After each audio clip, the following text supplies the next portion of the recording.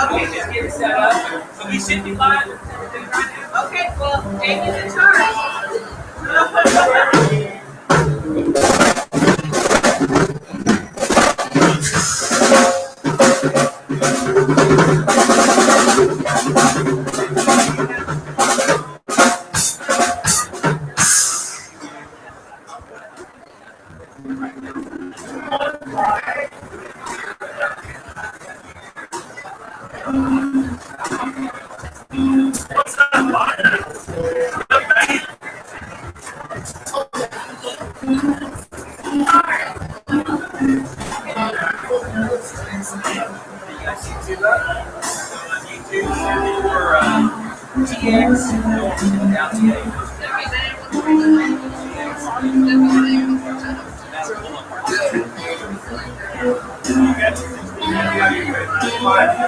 All right, let me get your phone again.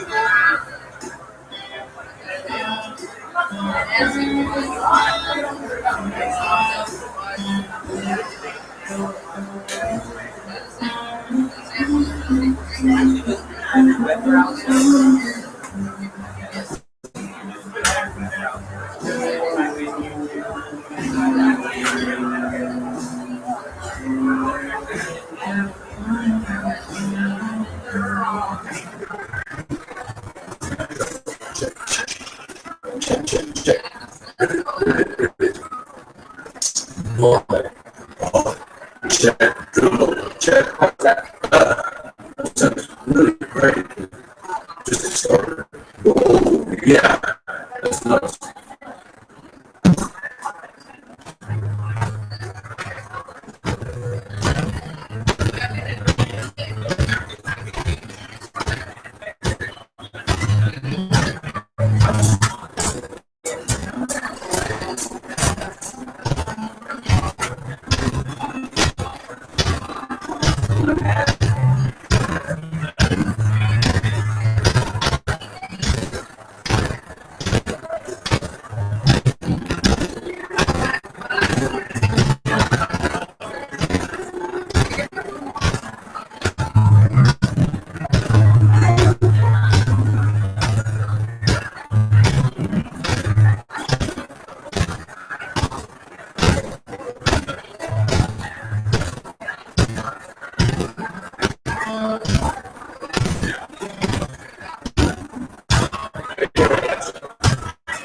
So I was looking at a little bit more back here.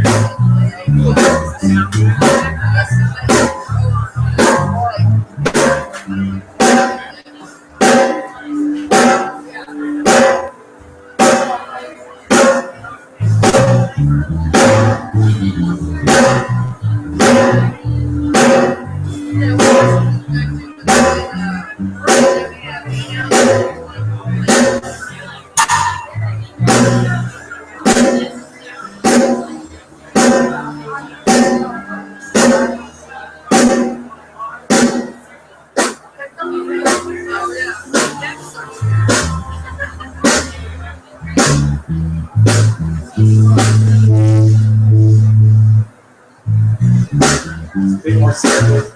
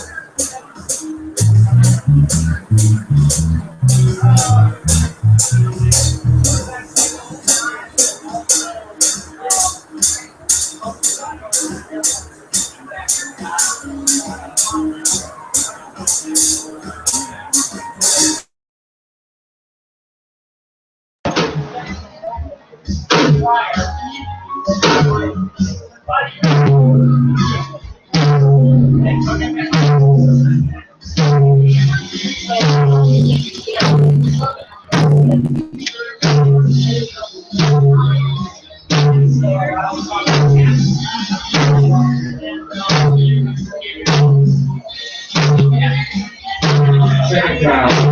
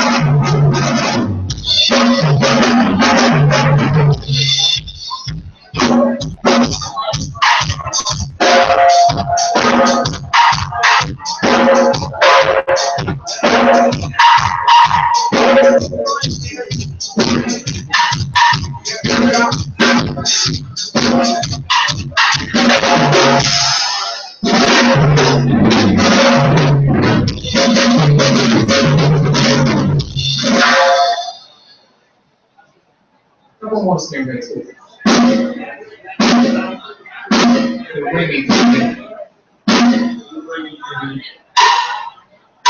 Whatever you do, get right. Let's back to your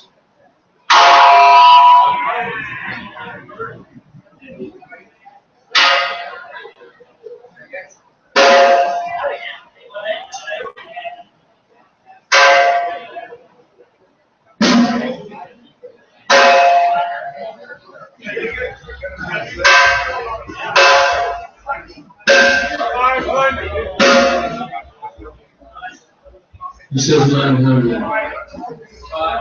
500. It's actually kind of harmonics going on there. It's pretty much gone up here, but I can't hear the music. It's not really fast. You're ready? I'll put some. I got my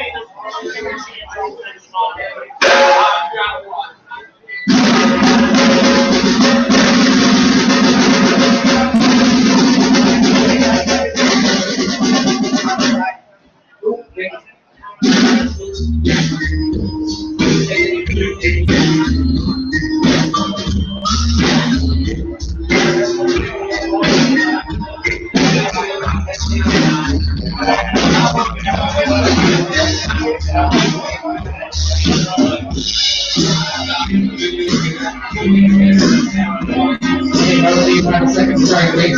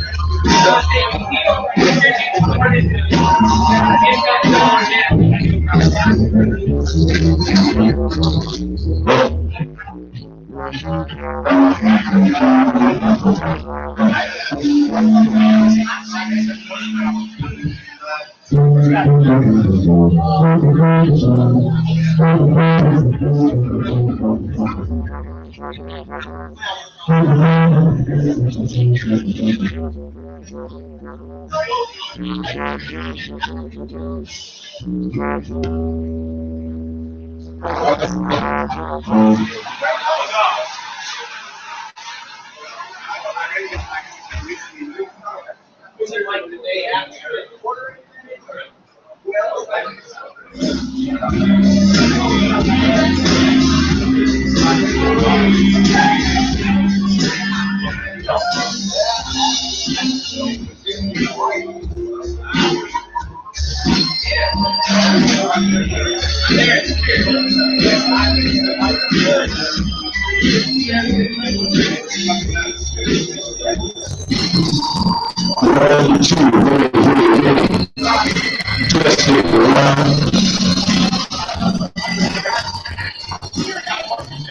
Like to not be down. Just sing on. One, two.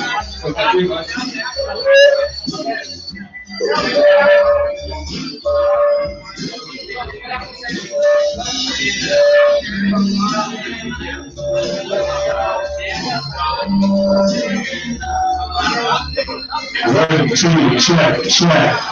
Now put just to hear that back. One, two, hey, hey.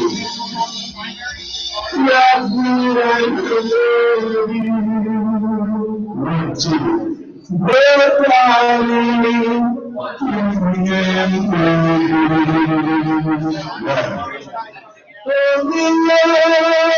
One, two. Yeah, that's pretty good. The Bible says Jesus about everybody. Won't you please let me never go like love? One, two. Mike wanted to hear the bass.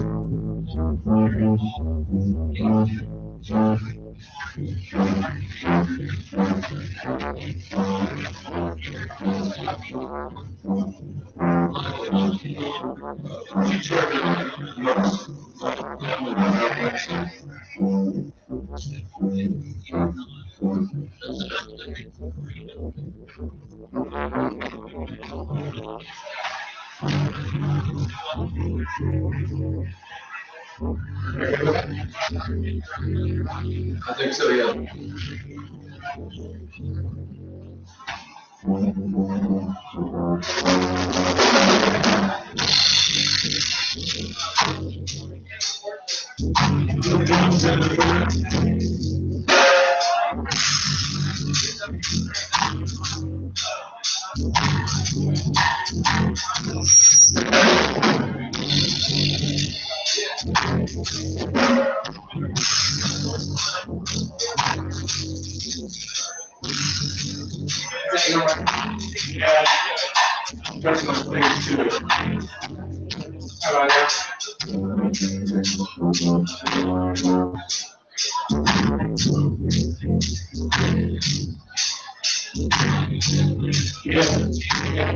Think so.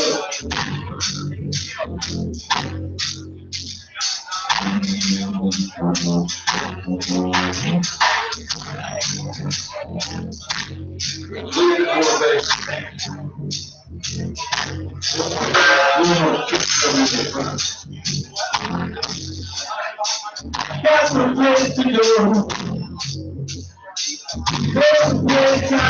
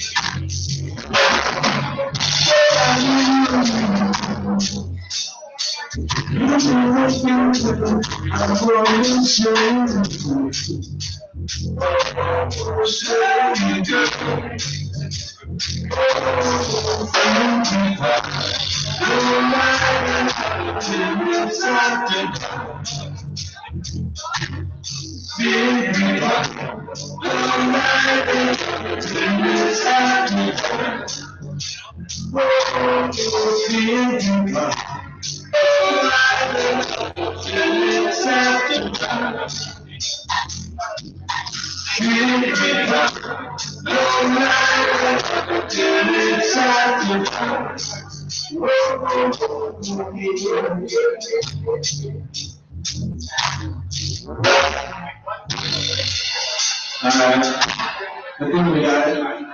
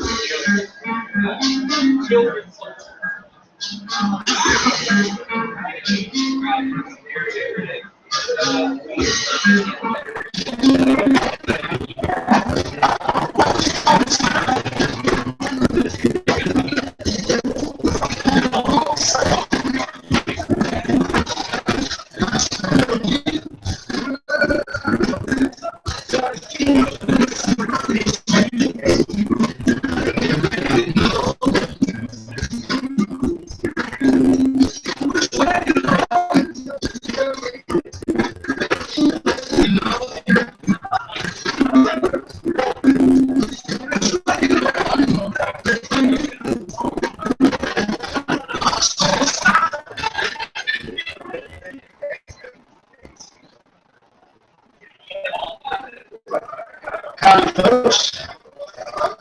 Welcome to the October monthly open meeting of Texas NORML. Thank you all for coming out. My name is Jamie Spencer. I'm legal counsel for Texas NORML. And I'd like to take the poll that we usually take here. First off, this is your board member, like this man here. We got some Texas NORML board members. That's excellent. And also probably some folks that are raising their hands upstairs. Please, if this is your first, your fifth, or your 50th meeting, and you have a question for any of us, please come up to us after the meeting and talk to us about how you can join the cause. For those of you that don't know, Texas NORML is one of the groups in a coalition of groups that want to legalize the marijuana in Texas. Right. Raise your hand tonight is your first meeting. Don't be shy. We've got some first timers here. We've got some first timers upstairs. Upstairs is really fun too, of course. We want to give a shout out to Angela the Flamingo Cantina for having us here for so many years. You know, I can't remember how long it's been. Don't forget to tip your bartender and bartenders. And thank you for hosting us every month. For the first timers, you probably already sort of know this, but NORML's mission, and I typically start my meetings with this.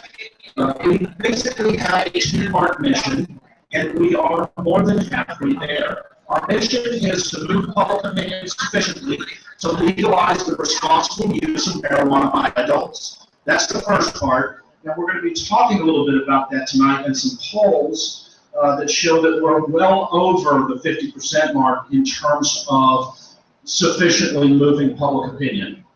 So, now that public opinion is where it needs to be, we have to drag the Texas legislature across the finish line. And our second goal then is to serve as an advocate for consumers to assure that they have access to high quality marijuana that's safe, convenient, and affordable. That is our mission. And we are in the process of achieving it with the help of people like you. The agenda for tonight is, I'm going to go back to a little bit of the Josh Schimberg days. I'm going to do a little bit of news. I'm going to do a little bit of science.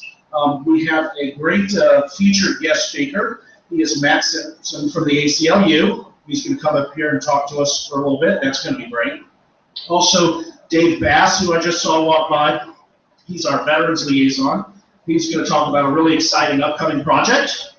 Our new Executive Director, Jack Finkel, is going to talk to us about, well, you're going to talk to us about an awesome party, I think. Isn't that the right way of putting it? Okay. And Dave Whittaky is going to talk to us about some upcoming THC events. And as usual, every 3 months you get to put up with me, so let's get started. Let's start with some news. Today is October 7th. It's the first Wednesday. For those of you that don't know, we meet the first Wednesday of every month. Last Thursday, that was October 1st. Raise your hand if you know what exciting outside of Texas happened last Thursday, October 1st. I'll give you a hint. Oregon. Regulations permitting state-licensed medical cannabis dispensaries to also engage in retail sales to those 21 or older took effect last Thursday, October 1st. There are an estimated 200 facilities that are anticipated to begin providing cannabis to adults. Customers will be permitted to purchase up to a quarter ounce of herbal cannabis, as well as up to 4 non-flowering plants, but they will not be allowed to obtain cannabis-infused products until next year. Okay, now, I actually deliberately left a word out of that, and it's a good word. Let me repeat it, and I'm going to put it in there. Customers will be permitted to purchase up to a quarter ounce of herbal cannabis daily. Oh, okay, don't. That's kind of amazing. Wait, I'm going to put a cap on that for you, but still.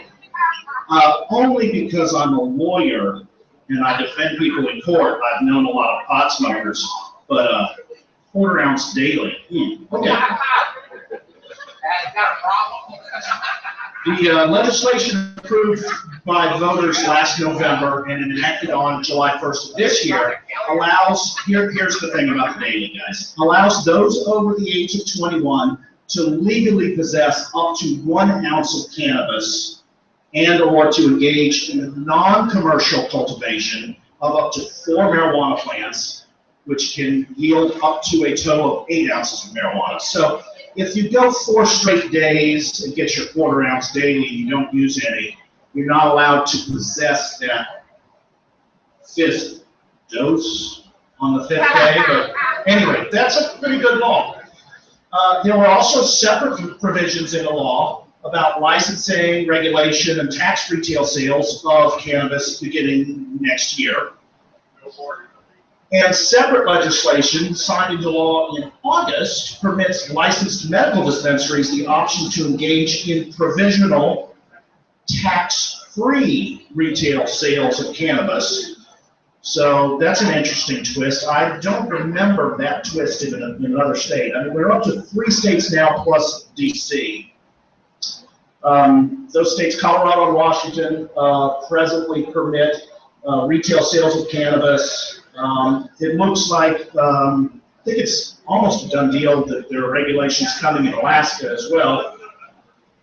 The DC law allows adults to possess and to grow it, but does not provide a regulated cannabis market. And remember, a lot of times when we get up here every month and kind of talk to you about the history of criminalization, where we've been, where we're going, and how it's working in other states, why don't we talk about that? Because we will eventually be having more lobby days, and we invite our members to come to those, and the more versed you are in how things are working in other states, the better you're going to be discussing this with your particular representatives and senators. And what is it that politicians care about more than anything else? I don't think you said hockey. You said hockey? Your vote, yeah. And what helps them to get elected?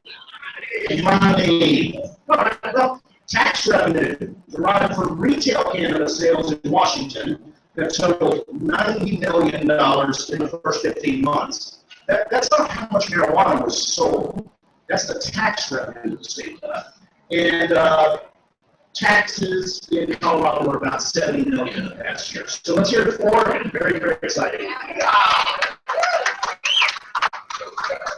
All right, well, let's talk a little bit of Texas news, because years ago when I used to stand up here, and even years before that when I didn't stand up here and I listened to other people talking up here about Texas NORML news, there was no real hope for change in Texas, at least with any reasonable time period. And now that we're there, really what we're interested about in Texas, and I like that you said what politicians are concerned about is your vote. And why do you vote for a particular politician? Because you believe in something.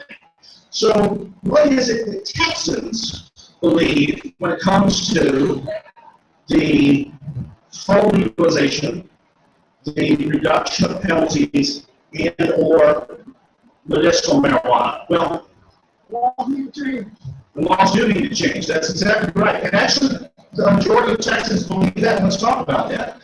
There was a Lyceum poll that just came out. Lyceum's been polling on a variety of issues really, really well for probably about 35 years. Among other questions that they also asked in this poll about thoughts about immigration, I mean, the poll includes ideas about how you feel about Texas football, those sorts of things. There were two questions that we were mostly interested in. And it's important to remember in polls, if you really want to know what's going on, you need to go back and take a look at how the questions are actually asked, rather than just taking the news story and trying to figure it out, because polls can shift in one direction or another with just a change of a word, either intentionally or unintentionally. So the first question that Lyceum asked was, would you support or oppose legalizing the use of marijuana in the state of Texas? 46% of respondents supported, 50% opposed. Now, remember, we're talking about full legalization, growing marijuana in your backyard as if it was tomatoes. Okay? So 46% is not bad. But then what they did, which is really more interesting, is they focused on only that 50%. And they said, hey, you said opposed, so let's take a look at that question. Remember, this is not being answered by the 46% of Texans that already support full legalization. You said you oppose legalizing the use of marijuana in Texas. Would you support or oppose reducing the maximum punishment for possessing small amounts of marijuana to a citation or fine? 57% supported that. About 57% of the total, 57% of the folks that opposed complete legalization. 39% opposed that still. And for the math challenge, that means that 4% of people in both of those questions said that they didn't know. So again, when you do the math, 19.5%, fewer than 20% expressed opposition to both full legalization and decriminalization. And 60%, they break it down into racial categories, age groups, those sorts of things. I'm not going to bore you with all of the details. 60% of Democrats, 59% of Republicans, statistically speaking, that's not a significant difference, the same amount, support decriminalization, that is at least reducing cases. And speaking about how polls are written, I actually learned something reading this question this afternoon. The question may have been asked this way before, and again, the reason I'm emphasizing this is if you are speaking with folks that disagree with you, you want to ask them a question in a way, or if you're speaking with a legislator about their beliefs, I like the fact that they said, they didn't say, would you support or oppose reducing the punishment for possessing small amounts? Would you support or oppose reducing the maximum punishment? We are actually in a cultural period in the United States and in Texas where mandatory minimums and maximum punishments are no longer seen as good things when people pull on those sorts of issues as well. So again, I really like, I'm going to try to start integrating that when I talk to people is about reducing the maximum punishment, because right now, this isn't going to happen. Certainly in Travis County, but even in Williams County or Hayes County, and really not most, probably any counties, the maximum punishment for causing misdemeanor marijuana is 180 days in jail and a $2,000 fine. Even if you don't want to reduce it as much as we want to reduce it, I bet you some of those 19.5% would want to reduce the maximum punishment. But here's the interesting thing. Our Texas Penal Code classification system, and then the health and safety code, which covers the drug laws, when it comes to misdemeanors, you're dealing with Class A, Class B, and Class C. So there are some exceptions to the rule I'm about to tell you, but realistically, the only way to reduce the maximum punishment for possession of marijuana is to reduce it to at least a traffic ticket, or like we had last time, a parking ticket. So again, I'm going to start sort of using that language when I'm talking with folks about this. Okay, even if you can't go for full legalization, how about reducing the maximum punishment? I just think that's better than the way I've been saying it before.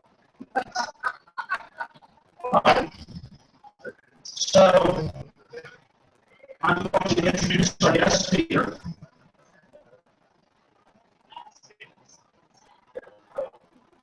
I'm going to have a seat here. So Matt Simpson is a senior policy strategist at the ACLU of Texas. I was talking about the coalition of folks and organizations that are working on eliminating all marijuana penalties eventually in Texas, and the ACLU of Texas is one of those organizations. Matt has served as a policy strategist at the ACLU of Texas since 2008.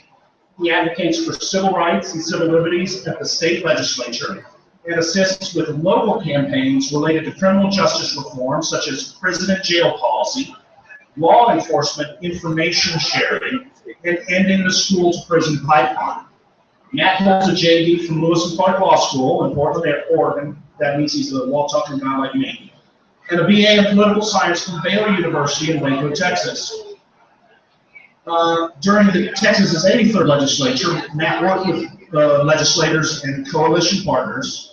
This is an impressive list, listen to this. To end the ticketing of students for minor misbehavior, to increase accountability for police officers stationed in schools, and to push for smart on crime reforms that increase rehabilitative services and reduce the need to incarcerate individuals for long periods of time. He has agreed to come and speak with us here tonight. We're very happy to have Matt Simpson. Please give him a warm welcome. Thank you.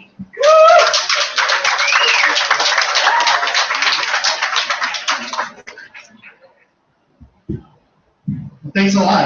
That's easily the best introduction I've ever gotten. So I feel like I might not be as qualified as the person you described. But so I wanted to talk about essentially kind of three, I don't know, I would describe it as not direct results of the war on drugs, but three areas of injustice that I think are very compelling to folks. It's things that the ACLU talks about a lot when we talk about why marijuana should be legal and should no longer be criminalized. And the first is one that Jack's originally contacted me about, talking about it's the instances in Texas that have happened recently, one in spring and in 2012, one in the Dallas area, of people having essentially law enforcement search, body cavity search, and, you know, as a result of smelling marijuana in the car, or even air quotes. And so the most recent case was actually in August. It was Sarnesia Corley. She was a young woman. She was pulled over and was body cavity searched in Texaco by Houston police. And so, sorry. In Texaco. Right. And so, I think it's clear, no matter, kind of, regardless of any state law, this is unconstitutional. This practice is absolutely unacceptable from any kind of Fourth Amendment understanding. You're right to not have a reasonable search and seizure. Thank you, all that. And so, I think I guess there's two things to think about here. One is that Texas actually passed a law in 2015 barring this practice. And so, yeah, it was probably already constitutionally barred, but I think it's always good to go ahead and just put it in writing. When it comes to things like, police misconduct. And so, I think it's a reminder, there's legislation that is good for people in terms of protecting kind of the safety of your smokers, however NORML describes it. I mean, there may be different organizations describe it differently, but ultimately, I think it's a great injustice for somebody to have research happen for essentially no reason. And so the fact that Texas passed a law on that may not have been like an obvious win for marijuana reform, but the fact that just about every case of these body cavity searches actually started out with kind of I guess I'd say questionable marijuana investigation kind of provides the context that this reform in law actually matters, maybe in a way that we hadn't quite understood. And so I think that this case and thinking about how it matters, how there's crossover between kind of the arrest and policing practices and marijuana policy or the legalization of marijuana. It was a real reminder that, just because you don't have a body cavity search at the side of the road doesn't mean that your rights aren't violated because there's some suspicion that you're a marijuana smoker, or even if you are, it's criminal. And so I think that one of the things to think about when you talk to people, at least one of the things I think about, maybe it's a better way to say it, about marijuana reform is that, arrests, and ACLU recently did a report, War on Marijuana in Black and White, arrests for marijuana possession are incredibly disproportionate. African Americans are dramatically more likely to be arrested for marijuana. That's simply a statistical fact. And Texas actually has some of the counties that are the worst actors in this regard. We need to reform marijuana laws. There's a lot of reasons. This reason for many people is compelling. This is a good reason. I think if someone is a believer in criminal justice and holding people accountable, you have to question if it's uneven justice. It's obviously justice. There's two other areas that I've seen, particularly maybe in the context of talking to legislators. It seems like often legislators and policymakers to some degree can put these things in context when you either provide statistics, show that it's proportionate, or if you bring it home. And so the second item that I tend to bring up when I'm talking to policymakers, for example, is that having a marijuana arrest on the record really is no indicator of whatever criminality or future violence, if anything, but it does actually undermine your ability to find housing, to go to work, to go to college. A lot of legislators have that one son, or that one daughter, or that one nephew or niece that has been busted with a joint somewhere in Corpus or whatever.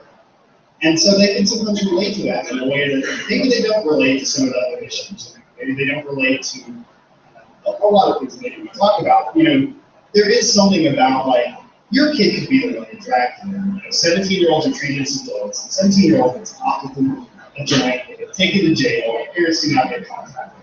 As a parent, you can imagine a scenario where your 17-year-old is arrested and you don't find out for several days, maybe they didn't inform you, they post bail for a while. I mean, it's a horrific concept for a parent. And I think that for legislators and for policymakers, very often highlighting those kinds of, like, what if it was your kid scenarios it can be powerful.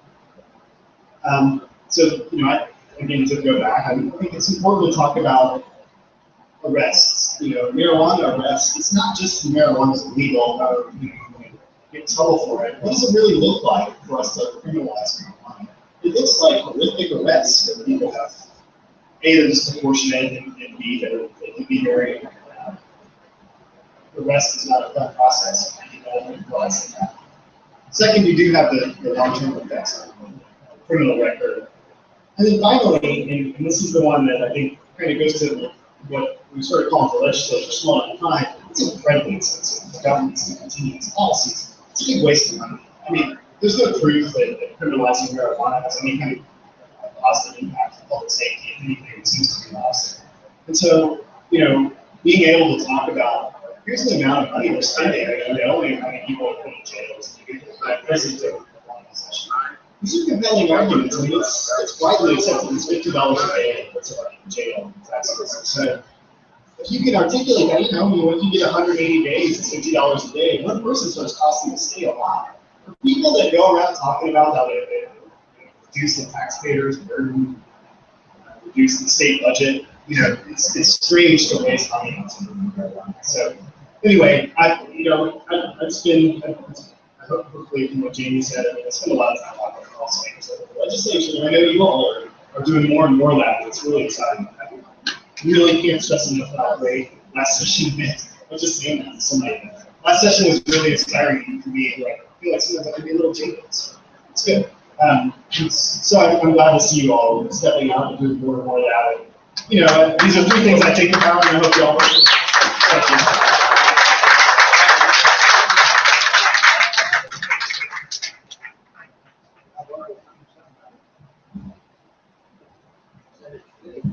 Thank you, Ben. I just want to add a couple of things to what he just said. First off, the ACLU is well known for being an organization, really the premier organization, among other things that they do, that looks out for our Fourth Amendment rights. And I appreciate them for that. Also, anytime the issue of the arrest rate for Black Americans versus white Americans comes up, I feel compelled to also point out that we have overwhelming, certainly years, possibly decades worth of evidence that shows that blacks and whites use marijuana at the same rate. Because that was a myth when I was growing up, that somehow they were getting arrested more, not because the police were harassing them more for, having the wrong skin tone, but obviously if they're using more, they're going to get arrested more for it. We know that to be completely false.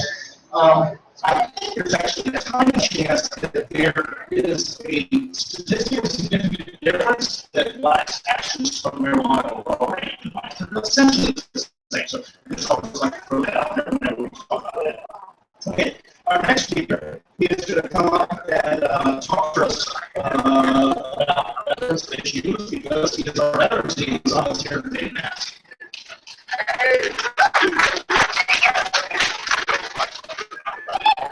Good evening. Thank you, Angela and Flamingo Cantina, for having us. Be sure to the bartenders. I'm very proud tonight to announce 2 projects for Texas NORML. On November the 11th, I would like to invite all veterans and people who support veterans to march with us in the Austin Veterans Day Parade. We've never marched in the Austin Veterans Day Parade, but we're going to start every year from now on to legalize marijuana in Texas. We want to show the public that veterans in Texas use cannabis, and that we want a medical marijuana program in Texas.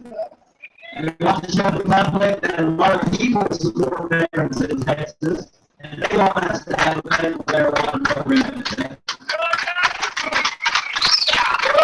So please look on the Texas NORML Facebook page. You will find the invitation to come march with us on Veterans Day. We're going to meet around 8 o'clock on Congress Street Bridge. The parade kicks off at 9:30. There's going to be a review stand. They're going to announce us as we march past the review stand. And they're going to tell everybody that's at the parade that we are working for medical marijuana in Texas. You can also march, if you are not a veteran, we want you to march with us. We're going to put the veterans up front with the Texas NORML banner, and then our supporters will march behind us with the Texans for Responsible Marijuana Policy banner. So please come march with us. You can register on the Texas NORML Facebook page where the invitation is at. All right, second announcement. This is a medicine bottle that was issued to one of our Texas veterans who uses cannabis for medical reasons. And we have 4 of them now. And our goal is to collect 1,000 pill bottles from 1,000 Texas veterans who want a medical marijuana program in Texas. Each veteran will put inside the pill bottle a piece of paper with his or her name on it, unless they choose to remain anonymous, and that's okay. Some people need to stay anonymous. And they're going to put their branch of service, the years that they served, combat operations they participated in, if any, and their basic disabilities. And this piece of paper will be inside each bottle, and each bottle will represent 1 Texas veteran. We're going to collect these for an entire year, all the way from now through the next 2016 Veterans Day. And then during the 2017 legislative session, we are going to display our 1,000 pill bottles from 1,000 Texas veterans and show our legislators that it's not just a few veterans in Texas who want medical marijuana. It's not just a few citizens who want medical marijuana in Texas. It's thousands and thousands of Texans who are demanding that we have medical marijuana in Texas. So please click on the Texas NORML Facebook page. There is also an invitation for Operation Trap, and it has a mailing address where veterans can mail us the pill bottle. Veterans can bring the pill bottles to any coalition event across Texas, and we'll have people there collecting the pill bottles, and they'll all come to me eventually. And we are going to commission somebody to create a really nice display case for all of these pill bottles. And this is going to be very historic, and I think, we believe it will be a very powerful message to our legislators. So thank you very much for your support. Talk to every veteran you know that's for medical marijuana and tell them about Operation Traps, and tell them come to the Texas NORML Facebook page and look for the information. Thank you. Thank you, David. And now our executive director, Jack Spinkle, is going to come and talk to us about having some fun. That's something she's an expert on. Hello, everybody. I said, hello, everybody. That's what I'm talking about. So, as you guys know, Texas NORML is a members run organization. Our volunteers and our members help us do everything and accomplish everything that we have. And so what we like to do is have an annual mixer for all of our members to say, we've had a pretty awesome year and we're all pretty awesome people. Let's party. And what we do is we reserve a super secluded, undisclosed location.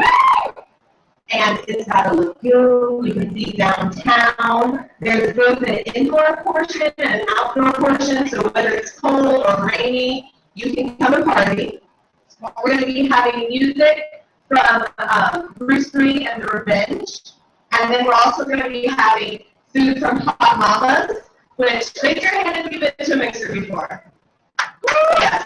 Okay. So all y'all know how amazing Mama's food is. She does a great job of cooking for us and making treats for us. Also, the first 100 people are going to get a piece of glass from our sponsor, who is Austin Made Glass. We are very thankful for them. And if you want, you can dress up. It's Prohibition themed, so people come in costumes quite often. You don't have to dress up in a Prohibition theme. You can do anything you want. And there will be a costume contest. And there are 4 different prizes that you can win. There's going to be, I believe, a group, an individual, the best theme, and I'm forgetting what the 4th category is. But there will be 4 categories you can win in. So, as I mentioned before, it's a members-only event, so what you have to do is buy your tickets in advance. We're only having ticket sales available until the 20th, because of course we have to get a head count for food, and also you don't know where it's at, so I kind of have to tell you where it's at so you can plan it out. but it's centrally located in downtown, so it's maybe, I don't know, 5-10 minutes from where we are now. It's a really good location. So if you go to texasnormal.org, go underneath the merchandise tab, you can find the tickets there. You can, if you're a member already, you should have a special discount code in your email, and you can use that to purchase your tickets. Otherwise, you can purchase a new membership with your ticket online, and of course, bring a guest, because the party's always better with a friend, right? A friend with weed is a friend indeed. Is that what it is? Yeah. So you guys come on out. It's on October 23rd. It's from 6 p.m. to 11 p.m. So you can still go out and party and do some F1 stuff afterwards if you want. So October 23rd is the Texas Normal Members Mixer, and you must buy your tickets before October 20th in order to participate in a pretty epic party. It'll be awesome. All right, that's it, Jamie. That's all I got. Thank you, Jax. I wonder why it's in an undisclosed location. I guess I'll find out when I get there. And that gets disclosed to you. Okay, and now we have Dave Winnicky to talk to us about some upcoming THC events, and then it'll be back to me, Dave.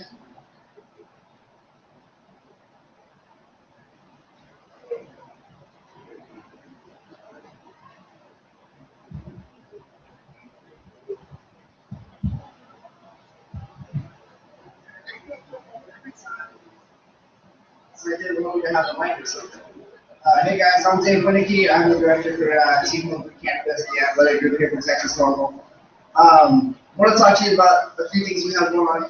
Who has heard the stereotype that anybody who smokes cannabis is just lazy, sits on the couch, doesn't really do anything, not active at all? Anybody? All right. Well, who here thinks that's just a big load of crap? Excellent. Pardon me. So we have a few things going on. We're participating in the Walk to End Alzheimer's this coming Saturday. That is at Camp Mabry at 10 o'clock. If you have signed up, we thank you for that. If you have not, show up and show your support. Wear a Texas Normal shirt. Better yet, buy a Team Hope Through Canvas shirt, wear one of those. Cheer us on as we run for that. It'll be fun, it'll be good times. Next Saturday, the 17th, we have a couple members and their families going to be participating in a run in San Antonio. It is the Taptober Fun Run. I believe that is also a 10 a.m. start time. I'm not 100% certain on that. But if you live in San Antonio and you plan to be there, show up and cheer and show your support for that. December 5th, we will be participating in the General Alliance. It's a 5K. No, it's a 2 mile fun run.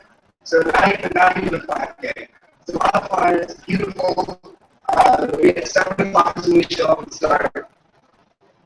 And then the big one is the triathlon in May. What day in May are you? Who knows what a triathlon is? Yeah, it's a lot of fun. And we're not necessarily asking anybody to participate all of it. If you want some help, you're welcome. But it is running, swimming, and biking. So that'll be a lot of fun as well. That's kind of all I have, folks. So we can go back to Jamie, and then I'll see you guys upstairs.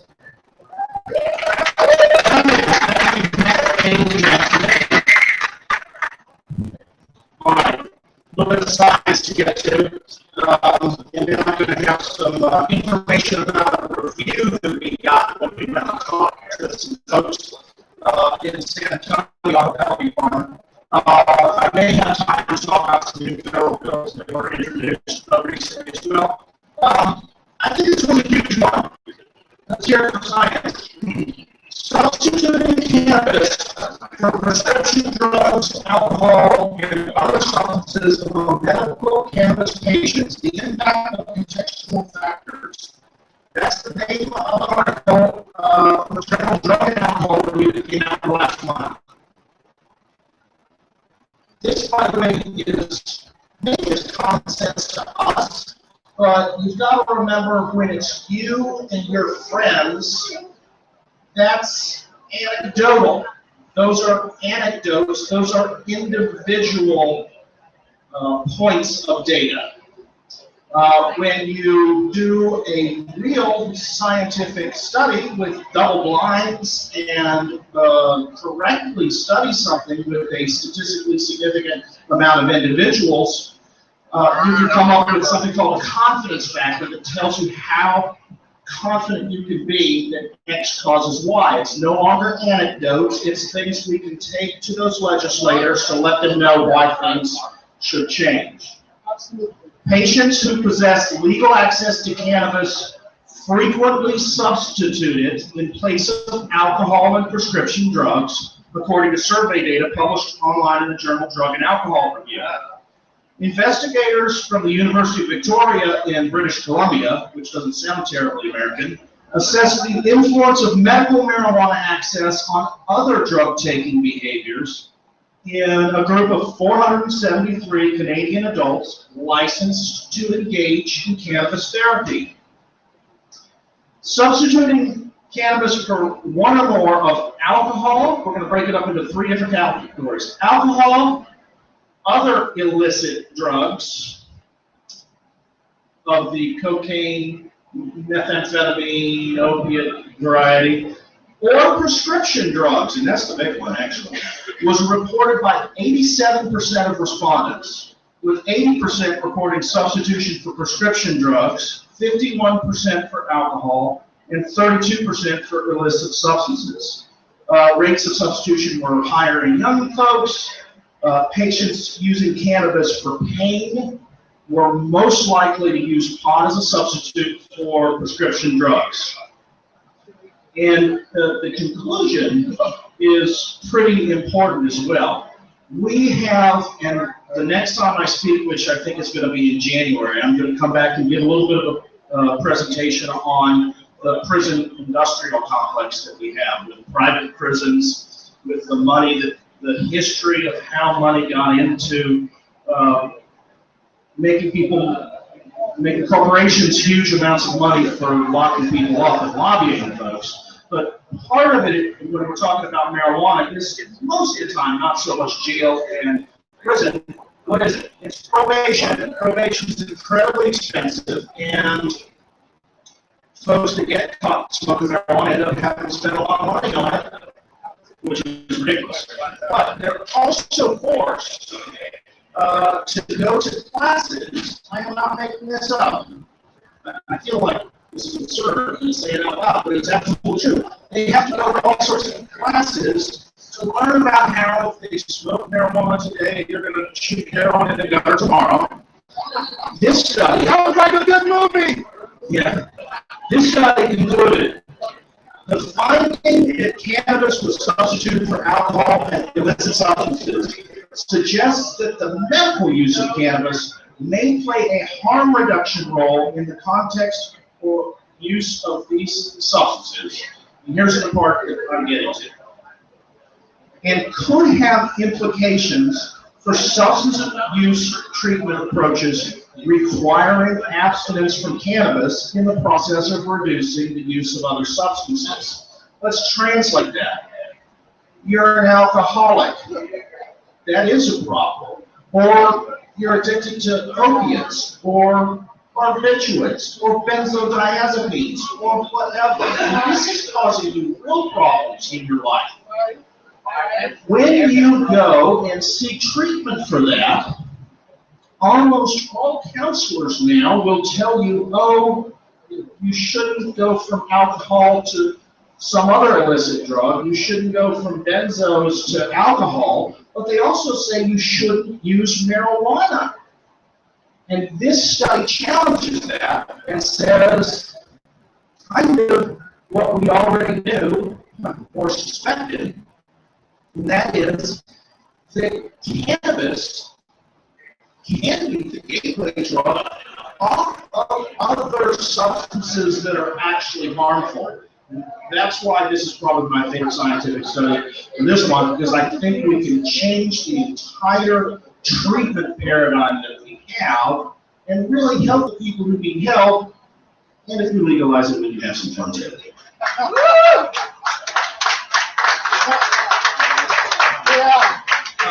So that was Canadian, but part two of that is that evaluations of patients enrolled in state-specific medical marijuana programs, including in Arizona, California, Rhode Island, yielded similar results, finding that patients are particularly likely to substitute cannabis for opioids. So we're starting to see this in more and more studies. Unfortunately, because it is so difficult to study in the United States, we're seeing it more in the international studies, but science doesn't care where the truth comes from, so we'll take it from anywhere.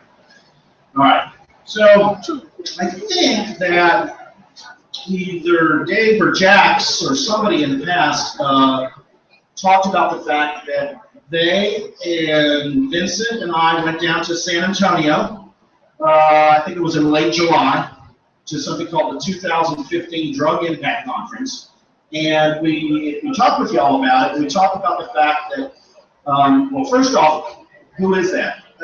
It was not preaching to the choir. We do tons of that. This was walking into the lion's den, which is the opposite. These were law enforcement and probation officers and parole officers. And it was their organization that actually invited us to come and essentially be the keynote address, the first presentation of this multi-day seminar that we were having. We got a lot of good feedback from folks after our presentations, people coming up and saying, hey, I think you changed my mind a little bit, or maybe I'm going to think a little bit differently about it. And I think Dave Bass talked about the fact that there was a district court judge speaking right after us who polled approximately 250-ish people in the audience after we had spoken. He came up to give his presentation, and he riffed off of what we had done, and he said, by a show of hands, who here now thinks that they support medical marijuana? And about, apparently he went through and counted all of them, and it was about 50-50, which is incredible for a group of probation and parole officers. But a couple of days ago, when you go and do these conferences, if they're well run, they ask the attendees to fill out these forms, and you get scores of 1 through 4 on different things, and you have an opportunity for folks to make comments. And we got the comments back, and don't forget, it was 50-50. We're going to go over some of those comments. Let's start with a good one. Provided good information. That's positive. I like that. I'm glad you know. Here's one. Pretty sure this was a probation officer. I'm going to read this in the tone of voice that I hear this person saying this. I hear so many rationalizations every day for using marijuana. I do not agree with the notion of if you can't beat them, join them. Even medical will be eventually abused. Okay, so listen, back to the art of persuasion, which is what we're all in. There's 3 types of people that we need to think about. There's the people that are already on board, or they're so close to on board that they may as well be on board and they only need a little nudge. Then there's the group of people that you can convince. Those are the people that we have to identify. And then there's people that we're never going to convince, and that's fine because we don't need them. But they still say funny things. They also say positive things. I don't mind hearing different sides of an issue. I don't like it when it feels like propaganda, but I'm not totally against the legalization of the stuff. This next one is, he's trying to be negative, but I think he fails. Marijuana is a gateway drug.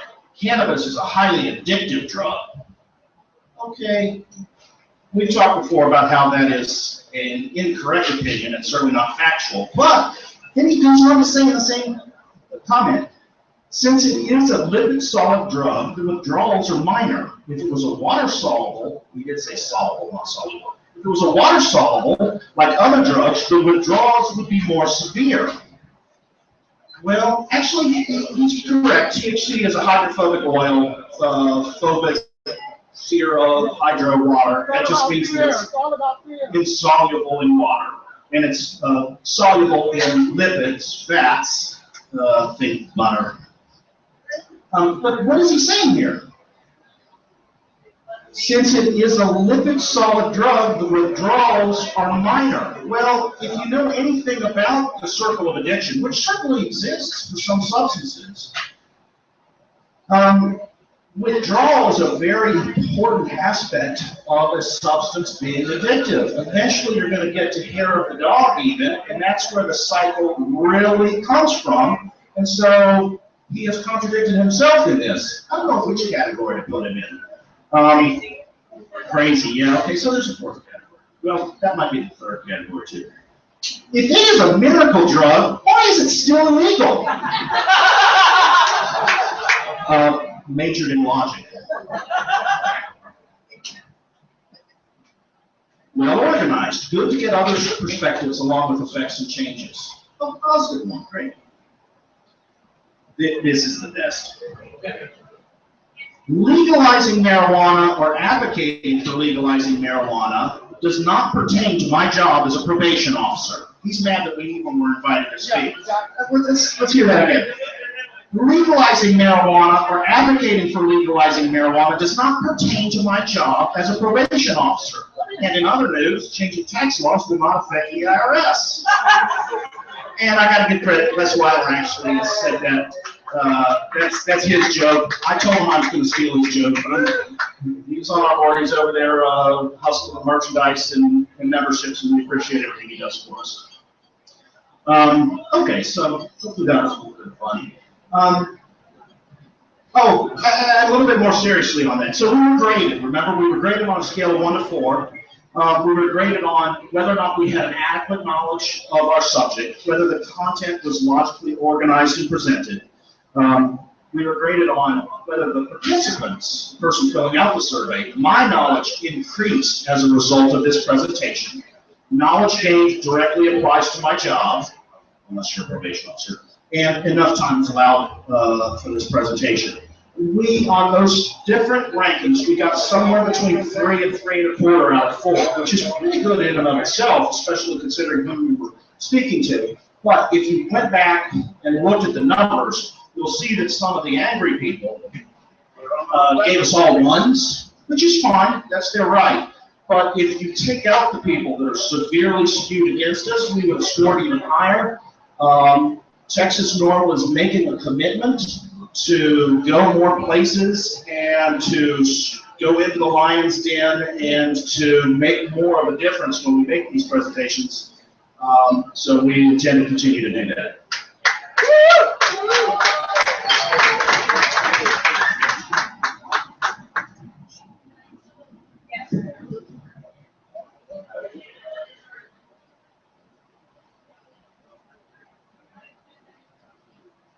All right, I'm going to try to do this quickly.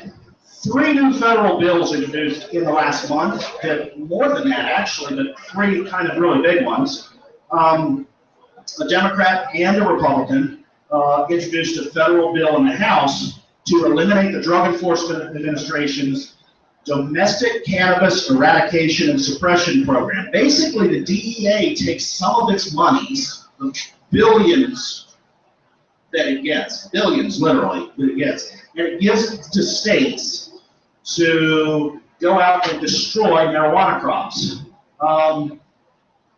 Counterintuitively, if you did actually major in logic, the majority of this is being spent in California, where they've had more forms of legalization than almost anywhere. And we've got some Republicans and Democrats trying to line up in the House to prevent the DEA from spending any of their monies on this, which would be a great step. This whole federal versus state thing we have has to end. Stupid. End it. Also, in a similar vein, the Respect States and Citizens Rights Act of 2015 was introduced.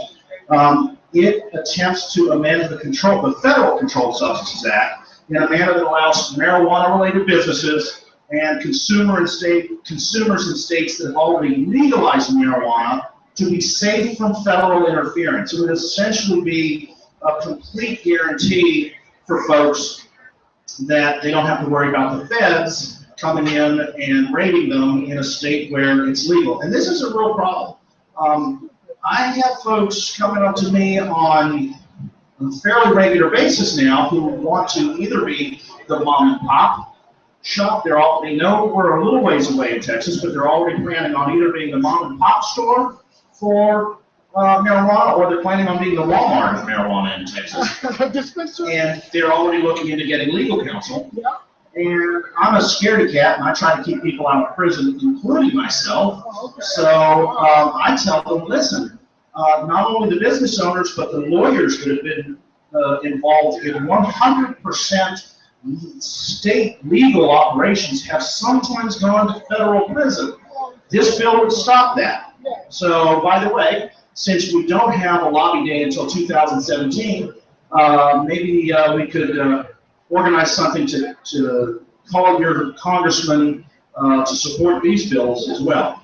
And the last one, the Fair Access to Education Act of 2015 would eliminate, if you get a marijuana conviction, a state marijuana conviction, you lose for a certain time period financial aid eligibility for a lot of really good government grants. They're going to help you go to school. They're trying to eliminate this as well. We should all get on the horn and tell everybody that we know, but specifically our federal legislators, that we want to support all three of these bills.